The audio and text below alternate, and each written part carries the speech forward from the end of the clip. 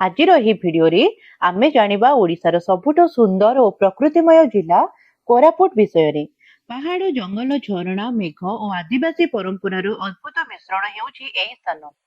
କୋରାପୁଟ ଓଡ଼ିଶାର ଦକ୍ଷିଣ ଅଞ୍ଚଳରେ ଅବସ୍ଥିତ ଗୋଟିଏ ଅତ୍ୟନ୍ତ ସୁନ୍ଦର ପାହାଡ଼ିଆ ଜିଲ୍ଲା। ଏହା ସମୁଦ୍ର ପତନ ଠାରୁ 3000 ଫୁଟ ଉପରେ ଅବସ୍ଥିତ ଏବଂ ଏହା ଶାବର ଶ୍ରୀକ୍ଷେତ୍ର ଭାବରେ ମଧ୍ୟ ପ୍ରସିଦ୍ଧ। ଏଠାରେ ସକାଳ ଆରମ୍ଭ ହୁଏ ପାହାଡ଼ ଉପରୁ ଉଠୁଥିବା ମେଘରେ ଓ ସନ୍ଧ୍ୟା ଶେଷ ହୁଏ ଘନ ଜଙ୍ଗଲର ଶାନ୍ତିରେ।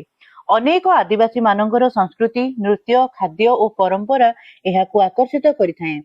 ଓଡ଼ିଶାର ଦକ୍ଷିଣ ଭାଗରେ ଅବସ୍ଥିତ କୋରାପୁଟ ଜିଲ୍ଲାର ଆୟତନ 8379 ବର୍ଗ କିଲୋମିଟର। ଏହାର ପୂର୍ବରେ ରହିଛି ରାୟଗଡ଼ା ଜିଲ୍ଲା ଓ ଆନ୍ଧ୍ରପ୍ରଦେଶ ରାଜ୍ୟ, ପଶ୍ଚିମରେ ରହିଛି ଛତିଶଗଡ଼ ରାଜ୍ୟ, ଉତ୍ତରରେ ନବରଙ୍ଗପୁର ଜିଲ୍ଲା ଓ ଦକ୍ଷିଣରେ ଆନ୍ଧ୍ରପ୍ରଦେଶ ରାଜ୍ୟ ରହିଛି। କୋରାପୁଟ ଜିଲ୍ଲାର ମୋଟ ଲୋକସଂଖ୍ୟା 13,76,934 ଜଣ। ଏଥିମଧ୍ୟରୁ ଗ୍ରାମାଞ୍ଚଳରେ ବାସ କରନ୍ତି 11,51,528 ଜଣ ଏବଂ ସହରାଞ୍ଚଳରେ ବାସ କରନ୍ତି 2,25,406 ଜଣ ଲୋକ। ଏଠାରେ ପୁରୁଷମାନଙ୍କର ସାକ୍ଷରତା ହାର 6,77,864 ଏବଂ ମହିଳା ସାକ୍ଷରତା ହାର 6,69,070। ଏଠାରେ 2ଟି ସବ୍ ଡିଭିଜନ ରହିଛି, 14ଟି ତହସିଲ, 14ଟି ବ୍ଲକ, 226ଟି ଗ୍ରାମ ପଞ୍ଚାୟତ, 1,997ଟି ଗ୍ରାମ ଏବଂ 5ଟି ସହର ରହିଛି। କୋରାପୁଟ ଜିଲ୍ଲାରେ ଅନେକ ଦର୍ଶନୀୟ ସ୍ଥାନ ମଧ୍ୟ ରହିଛି।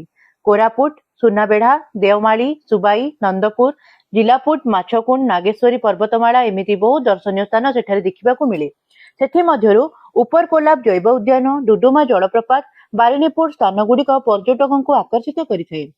ଓଡ଼ିଶାର ଅନ୍ୟ ଜିଲ୍ଲାମାନଙ୍କ ପରି ଏହି ଜିଲ୍ଲାରେ ମଧ୍ୟ ଅନେକ ପର୍ବ ପାଳିତ ହୋଇଥାଏ। କୋରାପୁଟରେ ଏକ ଜାତୀୟ ସମାରୋହ କୋରାପୁଟ ସାହିତ୍ୟ ଉତ୍ସବ ଅନୁଷ୍ଠିତ ହୋଇଥାଏ। ଏହି ଜିଲ୍ଲାରେ ଅନୁସୂଚିତ ଜାତିଙ୍କ ସଂଖ୍ୟା 14.21% ଥିବା ବେଳେ ଅନୁସୂଚିତ ଜନଜାତିଙ୍କ ସଂଖ୍ୟା 50.60% ଅଟେ। ଏହି ଜିଲ୍ଲାର 17% ଲୋକ ସହରରେ ରୁହନ୍ତି ଓ 83% ଲୋକ ଗ୍ରାମରେ ରୁହନ୍ତି ଓ ନିଜର ଜୀବନଯାପନ ନିର୍ବାହ କରନ୍ତି। ବର୍ତ୍ତମାନ ସମୟରେ ଏହା ଏକ ଅନୁସୂଚିତ ଜନଜାତି ବହୁଳ ଜିଲ୍ଲା ଅଟେ। ଏଠାରେ ଗଦବା, ପରିଜା, ଭୂୟାଁ, ଡେଉଁରିଆ କନ୍ଧ ଆଦି ଜାତିର ଲୋକମାନେ ଏଠାରେ ଅଧିକାଂଶ ଲୋକ ଓଡ଼ିଆ, ଦେଶିଆ, କୁଇ ଏବଂ ପ୍ରଜା ଭାଷାର ପ୍ରୟୋଗ କରନ୍ତି।